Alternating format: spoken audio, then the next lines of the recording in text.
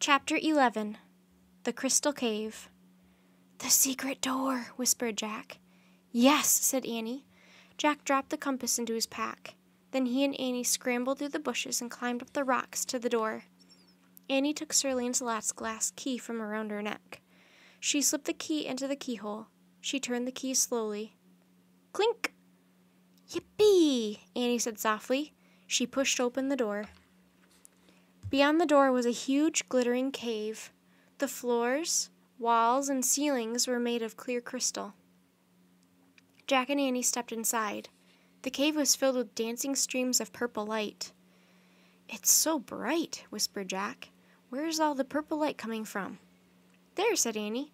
She pointed to a crack on the far side of the cave. "Let's look." They crossed the cave and peered through the crack into a room. Along the brilliant crystal walls of the room were 4 doorways. In the far corner of the room was a fire. The fire blazed with leaping purple flames.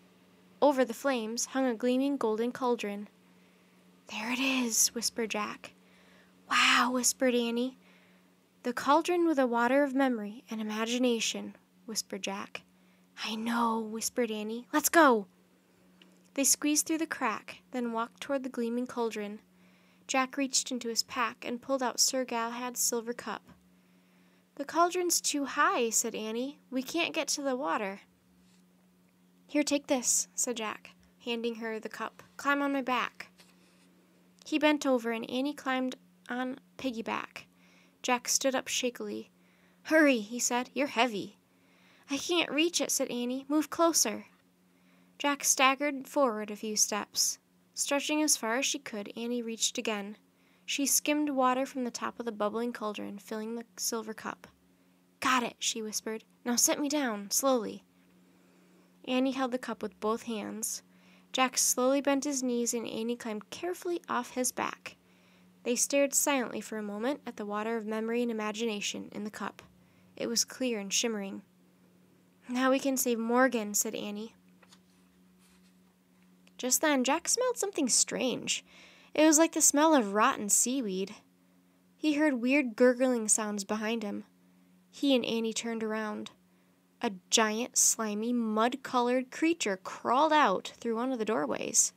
The creature was long and scaly like a crocodile, but much, much bigger. It had wings that looked as if they'd been spun from 1,000 spider webs. It had glowing red eyes and long, curled claws. The creature opened its huge jaws. Strands of drool dripped from its sharp, pointed teeth. The creature hissed, and a hot blue flame shot from its mouth. Another monster crawled through a different doorway, quickly followed by a third, and then a fourth. "Yikes," said Annie. "The real keepers of the cauldron," whispered Jack.